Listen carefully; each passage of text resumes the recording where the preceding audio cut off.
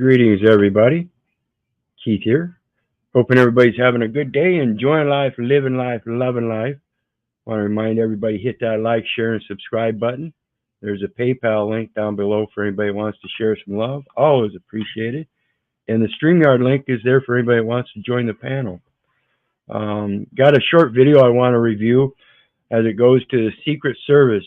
Failure or plan? This video I came across, I think it's about 11 minutes or something. Yeah, 11 minutes and 13 seconds. So we're going to review it. And this is some information right from the horse's mouths. People that are interactive with the process of the Secret Service by being the Secret Service and various different types of agents within the branches of government that is supposed to be protecting the political bodies. So let's get into it.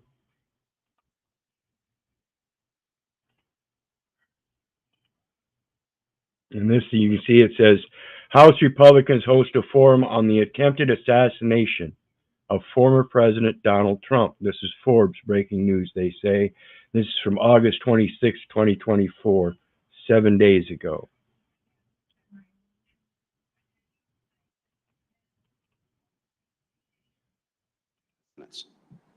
To the Honorable Chip Roy for 10 minutes. I thank my friend from Florida, Mr. Mills. Thank my colleagues here. I thank you, gentlemen, for testifying here today. And I'd ask my staff they'd put the map up here on the board. And if you would please, the technology folks, would you please play the shooter on roof behind President Trump angle video?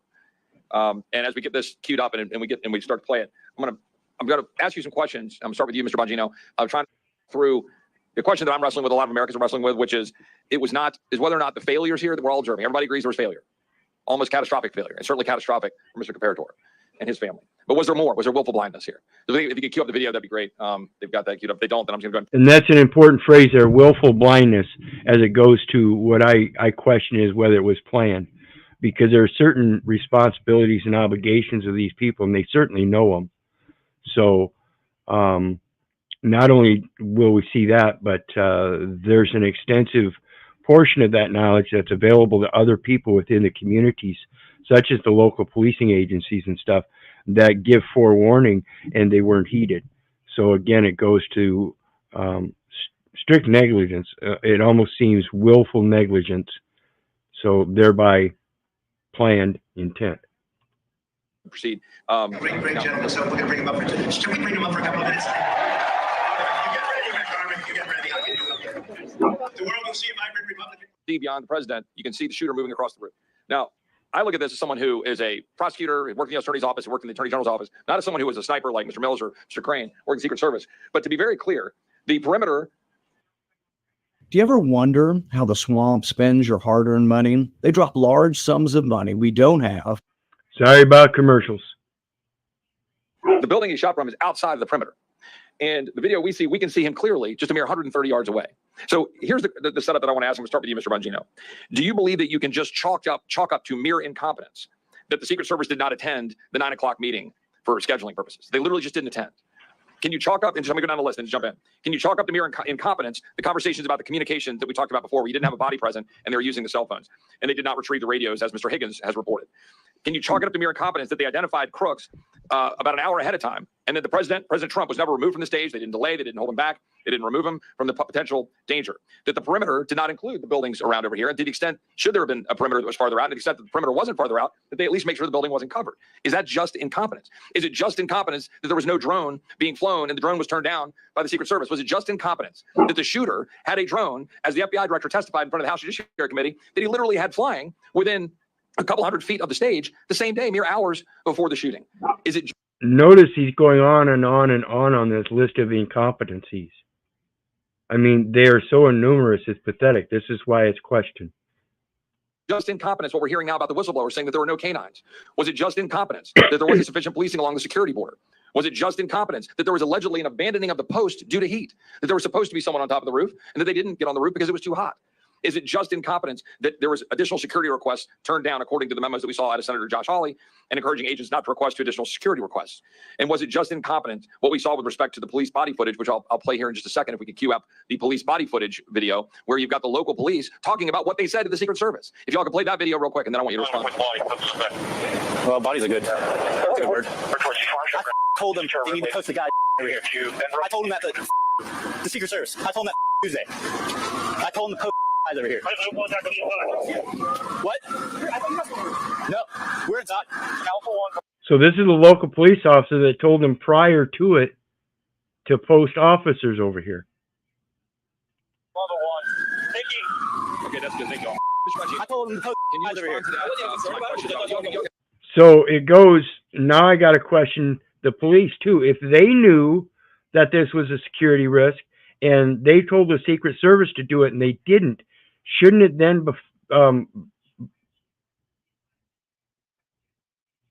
fall on them to go ahead and do it? I mean, isn't that even part of their patriotism?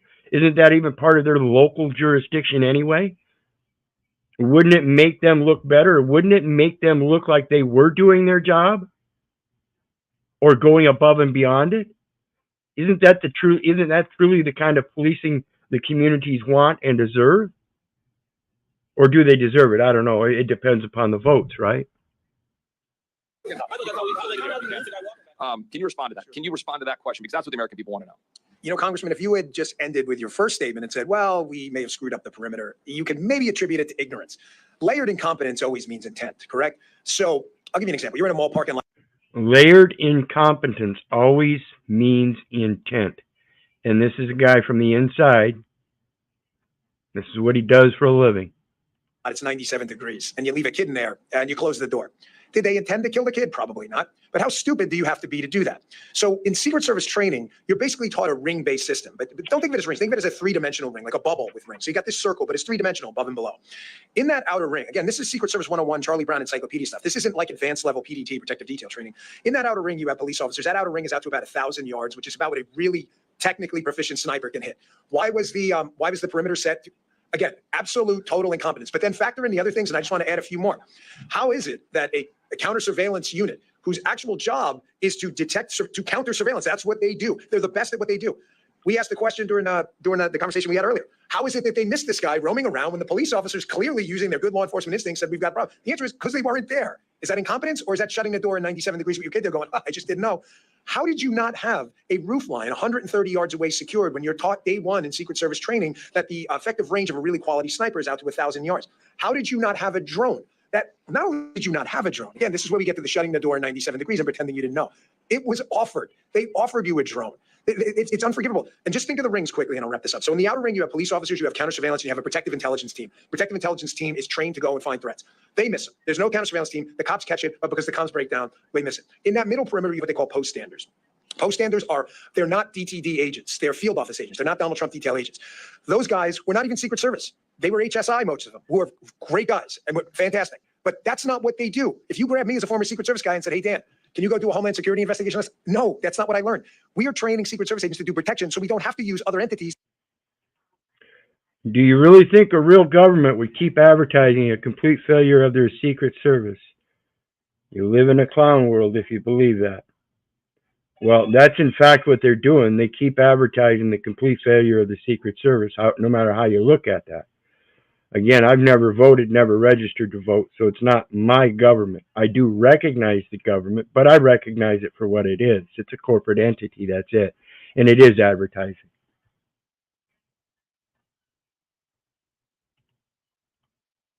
That don't do protection. So that's the middle perimeter. So that breaks down. The inner perimeter, as you just saw, and I'm glad you played that video. Envision that as what we would call the shift, the body guys, right? He's got a shift around them and supervisors. Everyone missed that guy crawling across the roof when he defeated the external, the middle, and the internal perimeter. You shut the door in 97 degrees. I'm sorry. Layered intent, layered incompetence like that is absolutely intent. Layered incompetence like that is absolutely intent. Now, that isn't actually defined in a law, of course, but this guy is an insider. He's been in the Secret Service for quite some time. He knows exactly how it runs inside and out. And this is his testimony from that firsthand experience. I think we could believe that. And even again, like I said, even though it's a advertisement, we have to understand what the advertisement is for. Again, like I've said, I've never voted, never registered to vote. It's two parties, both just different wings on the same bird. So if you want to fall to that advertisement and everything, understand that you're falling to the advertisement of a corporate entity. And Michael Revoda says, people saw everything, informed the SS and police, they did nothing. Sounds like misprision of a felony. Theater commanders in theatrics. Yes, it's a military theater. That's all it is. Trading with the Enemy Act, now extended beyond times of war to times of peace and to domestic soils. Why do I say gratings instead of greetings? Because I hope things become greater and greater. I hope people understand that they can become greater and greater. So it's just a connotation and a positive subliminal mindset.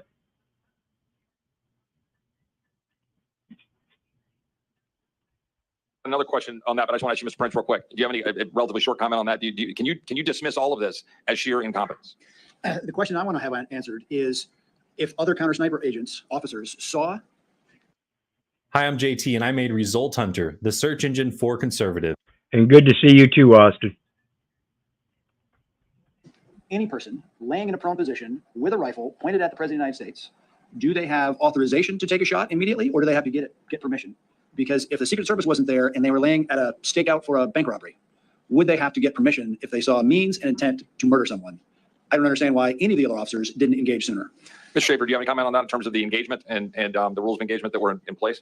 Yeah, absolutely. I can clarify that a little bit. So as a law enforcement sniper, we have a lot of responsibilities and inherited flexibility. One of those flexible procedures or statuses that we encourage is known as compromised authority. Compromised authority in the law enforcement sense basically lays out the requirements for a deadly force response. And in that point in time, based on all the prerequisites that were identified and all the checks in the boxes that were made, Mr. Crooks would have met that level or that threshold. I'll let some experts on that subject follow up on that. I think there's probably some more follow up there. I just want to ask one last question, my last minute time, Mr. Bongino.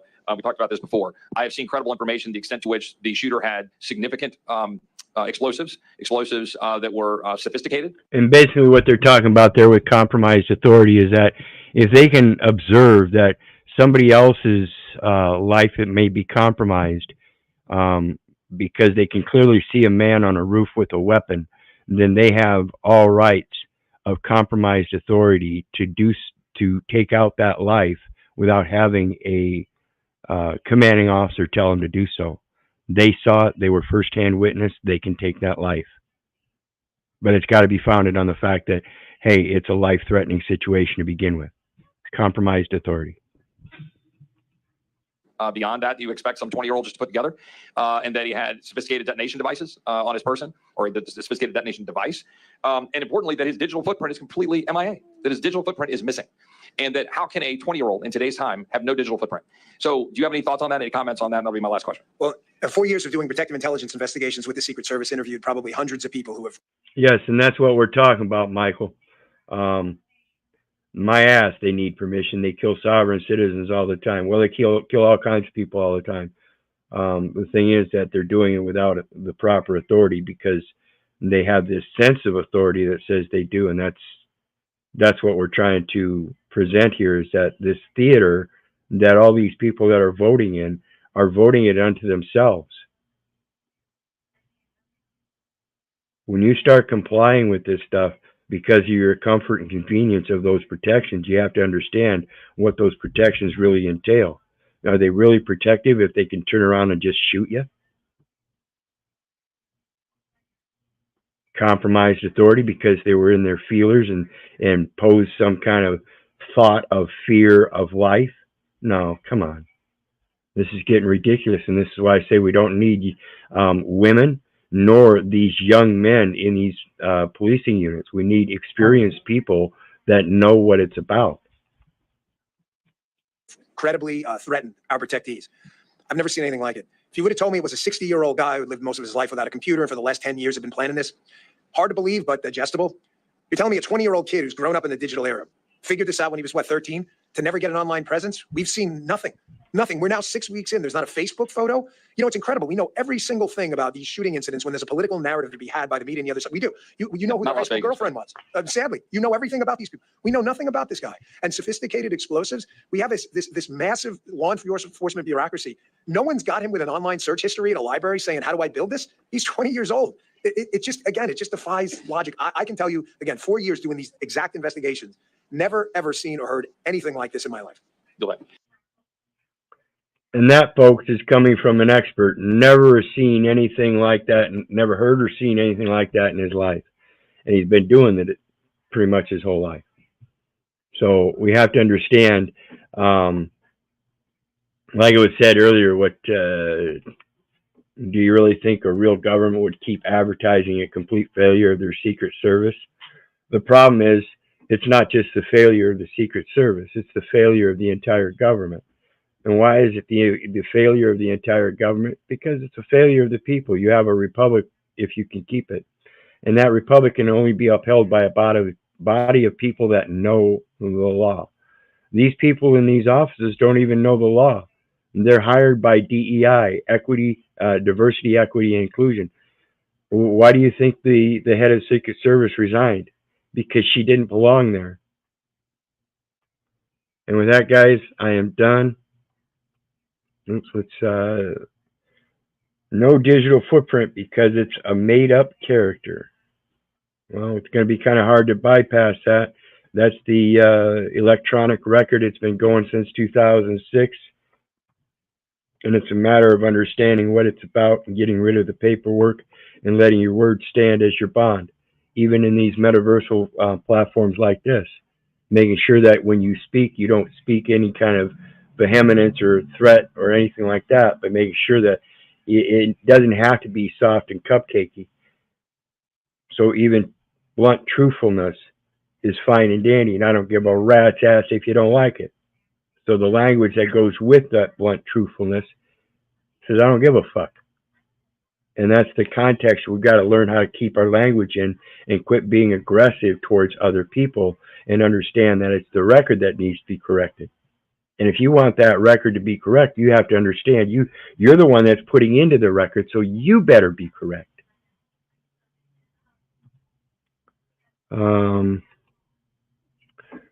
Agreed, Brother Keith, but I think they were incompetent for these actors of Hitler's willing executioner. Yeah, that's why I'm saying it was DEI. Most of the people in this government we have are incompetent. We have a reading comprehension of the American population at about 7th or 8th grade reading level. And that tells me, and it's been that way for a long time, and that tells me that people that have moved on up in the line probably aren't quite so much more intelligent in most cases when we're considering that they move up the line because of diversity, equity, and inclusion. Been going on for decades. The government is doing its job exactly as they plan to. They have everyone believing anything they see on the news as big real events. Yeah. Yeah, I understand it's just a puppet show. Everybody in there, Biden, Kamala, what's his name, the running mate for Kamala, and Trump and all that, they're puppets. Somebody else is running the show. The DI, the diversity is allowing in incompetence, which is dangerous, yes. And this is where we see, like I said, the civil rights movement, feminist movement, gay rights movement. Now we got the transgender movement. We're going to have a transhuman movement here very soon. And what it's getting down to is they all want to be included despite their delusions. They think that this world that was created by men ought to include all those other things. Well, if the world was created by men, then you should step up as men. If you're not a man, you should understand why men created the things for you, women and children. See, men created most of the things that men created for convenience of the women and children in their duty to protect naturally. Anyway, enough of my thoughts and concepts. You guys know me. I love you, but I don't give a rat's ass whether you love me back. I say I don't care if you hate me. I don't care if you don't respect me. That's on you. So may God bless you and have a good day. We'll see you at 9 o'clock with our next one. Bye now.